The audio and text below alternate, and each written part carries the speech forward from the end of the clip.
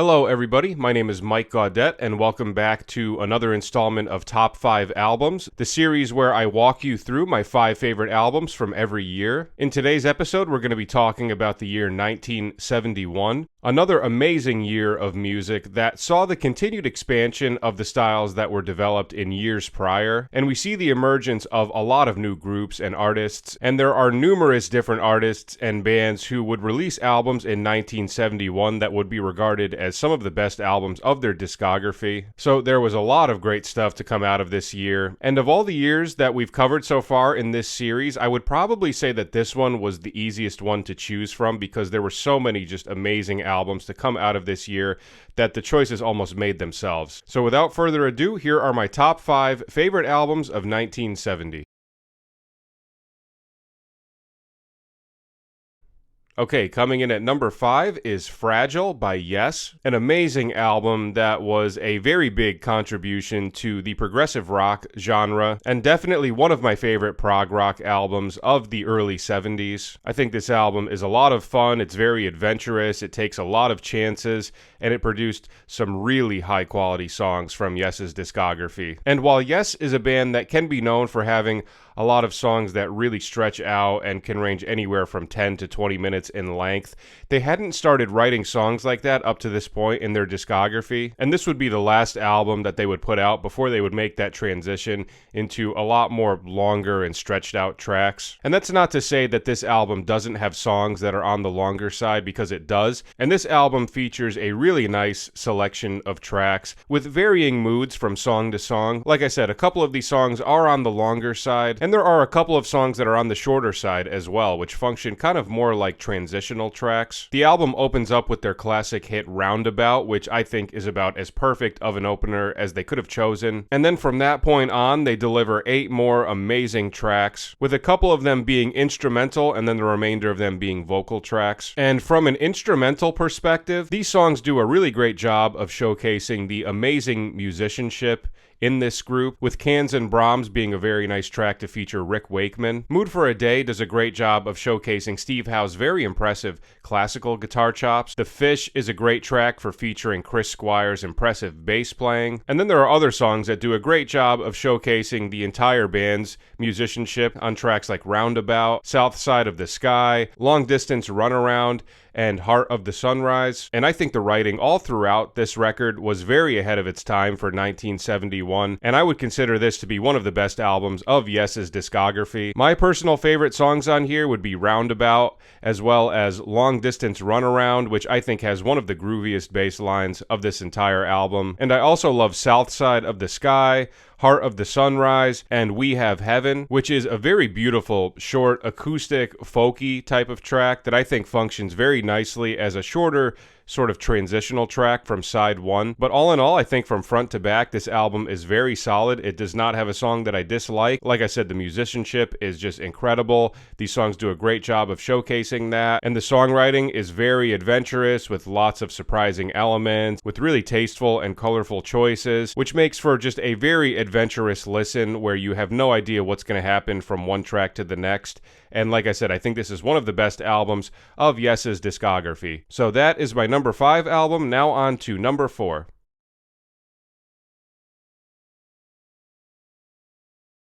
Okay, coming in at number 4 is Led Zeppelin 4, the 4th installment of Led Zeppelin's first 4 studio albums. And it's common for a lot of people to compare these first 4 records and debate which one was the best. And depending on your stylistic preferences, I do think you can make an argument for any 4 of these being the best. But of these 4 records, I find that this one is the most consistent from front to back and has the most standout tracks for me, as well as having a bunch of hits. It's got 8 songs with 4 on each side, opening up with the 2 classic hits Black Dog and Rock and Roll, which is an amazing 2 tracks to open up this album with. And then track 3 veers off into a Celtic folk vibe with The Battle of Evermore, which is a duet between Robert Plant and Sandy Denny of Fairport Convention. And I love Sandy Denny and Fairport Convention, and I really like that she was featured on this track. And I think the stylistic choice does a really great job of contrasting the opening opening two more rocking tracks. And then side one concludes with Stairway to Heaven, which is obviously one of Led Zeppelin's most classic hits. And for me personally, I have heard this song so many times at this point in my life that I don't always have a desire to listen to this track, but I think it's undeniable that it's an amazingly constructed song and obviously has left its legacy in 70s music for good reason, one of the most classic songs of Led Zeppelin's entire discography. Side 2 then delivers 4 more awesome tracks, with some slight progressive elements also starting to creep in on select tracks, with the vocal melody on Misty Mountain Hop being very interesting from a rhythmic perspective. It's doing this 3/4 polyrhythm that is very cool, and 4 sticks alternates between 5/8 and 6/8 time, so we're getting some odd meters also starting to come in, and this is a very clear precursor to a style that they would dive even more into on their next album, Houses of the Holy. Side 2 also has my all-time favorite Led Zeppelin ballad, Going to California. That song is just so unbelievably beautiful, and it evokes so much pretty imagery, great vocal melodies from Robert Plant, and really pretty acoustic guitar playing from Jimmy Page. Definitely one of the standout tracks on this album for me. And then the album concludes on a nice rocking vibe with When the Levee Breaks, which has such a nice groove to it and wraps up the album beautifully. So for me personally, I really love the variety throughout this album. The couple acoustic songs throughout this were placed very effectively. I like how we're starting to hear some progressive elements creep into their music. And like I said, this album spawned some classic Led Zeppelin hits like Stairway to Heaven, Black Dog, Rock and Roll, and When the Levee Breaks. So that is my number 4 album. Now on to number 3.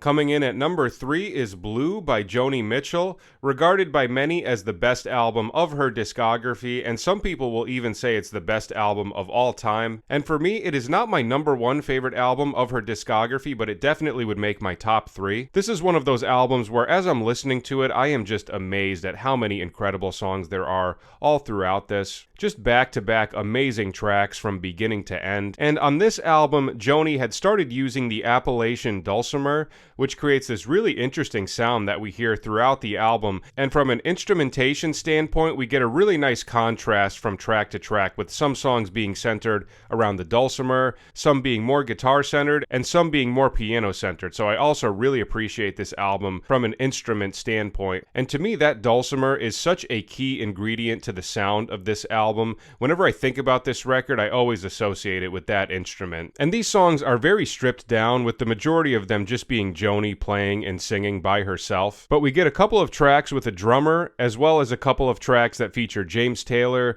Stephen Stills, and Sneaky Pete Kleinow. And this was the first Joanie Mitchell album to feature drums on any songs. And it's nice hearing the first manifestations of this, because she's going to have some seriously amazing full band records coming out in the coming years. And these songs are just filled with so many beautiful vocal melodies, really great writing between the guitar, piano, and the dulcimer, lots of colorful chord voicings and chord progressions, and I think it just perfectly encapsulates everything that people love about Joanie Mitchell's writing. And it also spawned some of the best songs of her discography up to this point. My personal favorite tracks on here would be All I Want, California, My Old Man, and the title track, Blue. So an amazing album, and this choice was probably not a huge surprise to anybody, but that is my number 3 album of 1971. Now on to number 2.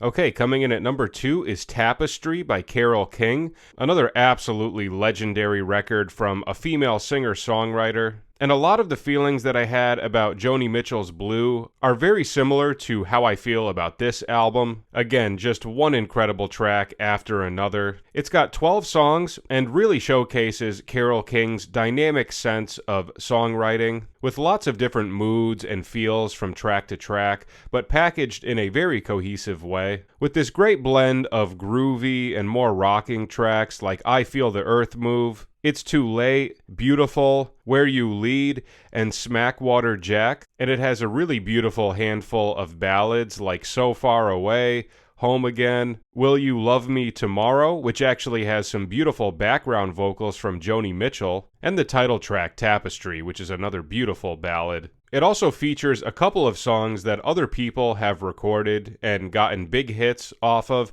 like You've Got a Friend, which was covered by James Taylor. Will You Love Me Tomorrow was recorded by the Shirelles, and You Make Me Feel Like a Natural Woman, which was a big hit for Aretha Franklin. And tons of Carole King songs have been covered by a wide variety of different bands and artists. She was a very prolific songwriter, and her songs have been interpreted in a wide variety of different ways. And this album features a handful of songs that are great examples of that, because I think a lot of times people will hear some of these songs and not realize that Carole King actually wrote them. Like, I know a lot of people oftentimes think that James Taylor wrote You've Got a Friend, but it was actually originally written by Carole King. And I haven't heard Carole King's entire discography, but I have heard a handful of her records, and of the ones that I've heard so far, this one is hands down the best, and I wouldn't be surprised if this would be the best, or if not one of the best, to come out of her very large discography. And again, this was another record choice that was probably not very surprising to anybody, because this one is, again, regarded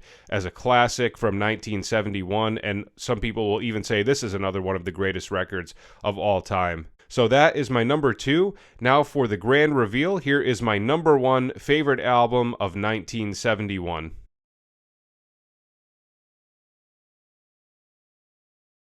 Okay, coming in at number 1 is What's Going On by Marvin Gaye. Of all of my number 1 choices that you'll see throughout this series, I would say that this one is probably going to be my most cliche one. And in general, I think my choices for this year in particular are a little bit more cliche than some of the previous years. But I think it is for very good reason as to why this album is regarded as one of the best records of all time. This album is just absolutely incredible, and there's a lot of backstory going into how this album eventually ended up getting made. Marvin Gaye had really blown up in the 60s, and the fame had really worn on him, and due to a variety of different circumstances, by the late 60s he was in a pretty dark place. His singing partner, Tammy Terrell, had gotten a brain tumor and eventually died from it. He had developed a cocaine addiction. He owed money to the IRS. He was having a lot of issues with Motown Records. He had attempted suicide, and from a cultural perspective, it was a pretty chaotic time as well, with the assassination of Martin Luther King Jr. and Malcolm X, as well as the Vietnam War. And it really made it hard for Marvin Gaye to continue to be writing love songs and, happy songs when there was so much strife and so much bad stuff happening throughout the world and within his own personal life. And it was really just a perfect storm of so many bad things happening in a short period of time. And this album would be the first release that he would put out where he would be commenting on the injustices of the world. And I think it resulted in one of the best, if not the best, protest album of all time. Knowing the weight of his struggles in the previous years, as well as the tumultuous time that this album was written, it really makes these songs hit even harder. The album is 9 tracks long, and it functions as a concept album with the songs weaving in and out of one another. And this is another one of those records where every single song on it is amazing and very beautiful, but very sad at the same time. And I think these songs are still relevant to this day, which is another element of sadness that this record gives off. It opens up with the title track, What's Going On, which I think is one of the best soul songs ever written. The lyrics are absolutely beautiful, and it's one of those songs that I could listen to over and over again and just never get tired of it. The perfect opening track. The album then continues with 8 more amazing songs with some very tasteful and exotic instrumentations, and musically it's very interesting, veering more into that progressive soul sort of territory and creating sounds that I think are very unique and refreshing for this time. My other favorite tracks on here would be God Is Love, What's Happening Brother, Save the Children, and the closing track, Inner City Blues, which wraps the album up on the perfect chill and groovy vibe, and just an incredible album that I think has forever left its mark in 70s music and the best album of Marvin Gaye's discography. So that is my number 1 album of 1971. So to recap, at number 5 we had Fragile by Yes. Number 4 was Led Zeppelin 4. Number 3 was Blue by Joanie Mitchell. Number 2 was Tapestry by Carole King, and number 1 was What's Going On by Marvin Gaye. I'm sure most people watching this have heard almost all of the albums that I listed on today's episode. There weren't as many deep cuts, but if you haven't heard any of these and you check them out, please let me know your thoughts in the comments. I would love to hear what you think, and please let me know what your top 5 favorite albums of 1971 are as well. I would love to see your lists. Alright, that is it for today. Thank you so much for watching, and stay tuned for my top 5 favorite albums of 1972. I'll see you then. Take care.